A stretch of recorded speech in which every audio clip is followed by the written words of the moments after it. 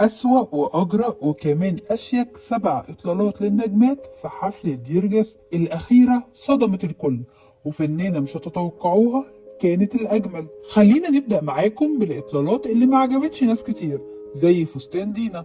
ورغم جمال اللون الأسود عليها بس الفستان كان مبين بطنها بشكل مش لطيف. كمان فستان انتصار ما كانش ليه أي علاقة بالموضة، بس هي كانت حريصة إنها تتصور بيه طول الوقت. أما بقى أجمل وأشيك الفساتين فكانت لهنا الزاهد، واللي اتألقت بفستان لبني شيك جدا. كمان صابرين ظهرت بفستان أحمر صغرها 30 سنة، وكتير قالوا إنها كانت أجمل واحدة. من أجمل الإطلالات كمان لدينا فؤاد، وفستانها كان رقيق جدا بجد، وخصوصا إنها بقت تهتم بلبسها وبجسمها كمان نجلاء بدر اتألقت بإطلالة جميلة، لكن اللي لفت نظر الناس عمليات التجميل الناجحة اللي عملتها، وظهورها بلوك خلاها زي القمر.